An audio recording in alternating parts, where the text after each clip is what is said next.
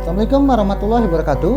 Yang mana laporan Minggu 17 bulan 10 2021, Ketua DPD PSI Kutai Timur Bro Timotius didampingi istri tercinta, juga turut didampingi pula oleh Bendahara Sisrina Hartati, mengunjungi salah satu warga yang tengah terbaring sakit yang masih berusia muda. Diperkirakan dari hasil pemeriksaan dokter terdampak dari paru-paru basah, yang mana pada kesempatan tersebut sebenarnya informasi warga sakit itu secara kebetulan didapatkan oleh Timi ketika Timi menyalurkan nasi rice box ke salah satu tokoh atau adat Dayak sepuh di kawasan TNK kilometer 10 yang mana sesepuh tersebut mengatakan kepada Timi memohon keikhlasan dan ketulusannya untuk membantu salah seorang pemuda yang juga dari tokoh pemuda Dayak yang saat ini tengah terbaring sakit di rumahnya. Kemudian Timi menanyakan langsung kepada tokoh sepuh tersebut bantuan apa yang bisa dia berikan kepada pemuda itu. Ya mungkin tokoh adat tadi, tetua tadi menjawab setidaknya ada uang untuk menukar obat dokter. Akhirnya Timi spontanitas dengan tulus dan ikhlas memberikan uangnya dari dana pribadinya untuk menebuskan obat pemuda tadi. Sekaligus tokoh sesepuh tadi mengajak Timi untuk menjenguk pemuda tersebut, yang mana memang kondisinya sangat memprihatinkan dan seharusnya penanganannya memang harus membutuhkan rawat inap atau opname di rumah sakit. Sementara pemuda ini juga tidak memiliki jaminan kesehatan dari pemerintah seperti kartu BPJS. Ada, cuma bukan berdomisili di Kabupaten Kutai Timur.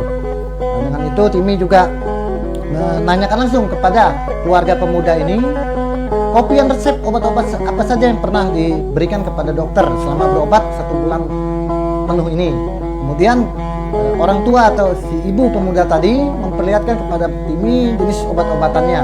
Untuk itu Timi kedepannya akan kembali lagi jenguk sekaligus mengantarkan resep tambahan obat tadi untuk stok persediaan di rumah.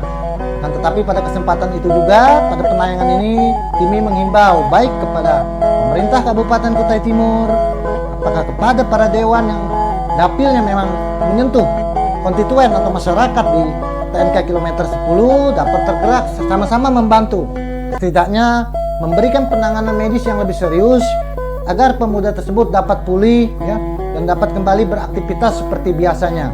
Karena jika hanya ditangani di rumah, kalau dilihat sih dari sisi sedikit kronis harus ditangani oleh medis. Memang dari keluhan yang ada dari keluarga, bukannya keluarga tidak mau melakukan hal rawat inap, cuman takutnya ketika kekhawatiran keluarga wajar saja ketika si pemuda tadi diopname, takutnya nanti diponis dikatakan istilahnya COVID-19.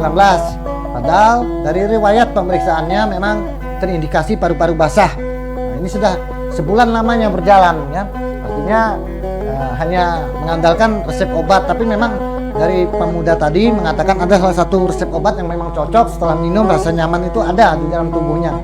Pada kesempatan itu juga Timi turut mendoakan menurut keyakinan dari agama Nasrani yang dipeluknya, agar Sang Pencipta mengangkat penyakitnya. Dan juga Timi menguatkan si pemuda tadi agar percaya dengan sentuhan kasih dari Sang Pencipta dalam mengangkat penyakitnya itu. Begitu Timi sempat menanyakan apakah hamba atau biasa disebut umat Nasrani, hamba yang kuasa ini percaya akan kebesaran Tuhan, dengan nada ingin menangis, "Ya Tuhan, sembuhkanlah penyakit saya, ya Tuhan, angkatlah penyakit saya." Seraya suaranya sedikit bergetar dan menahan air mata. Sambil jemari Timi mengulas dan menguatkan pemuda tadi. Nah, harapan Timi, obat-obatan hanyalah sebagai penyambung dari kebesaran dari Sang Pendatang penyakit, juga dari Sang Penyembuh penyakit yang tak lain adalah Sang Maha Pencipta, sebagai penjembatan. Yang terpenting si pasien pemuda tadi percaya akan mukjizat Tuhan untuk kesembuhan pemuda tadi. Artinya harus percaya dulu dan yakin, optimis dia akan terlepas dari penyakit itu dan bertobat jika memang ada hal-hal berlaku selama dia sehat yang memang bertentangan dengan anjuran-anjuran agama atau larangan-larangan agama agar tidak disentuh atau tidak dilakukan lagi ke depannya, sebagai janji ia kepada Sang Pencipta agar kesehatannya dapat kembali dipulihkan.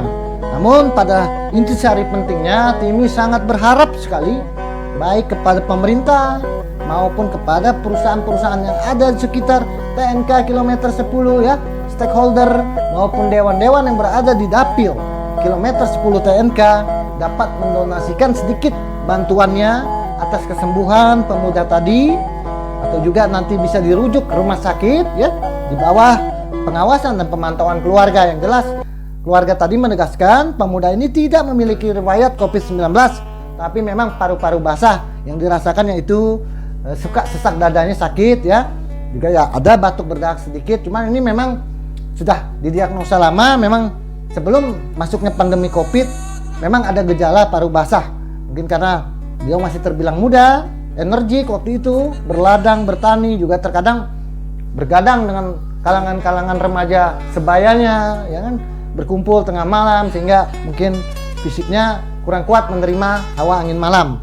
Untuk itu, Timi berharap sekali lagi kepada pihak manapun dapat membantu pemuda tadi.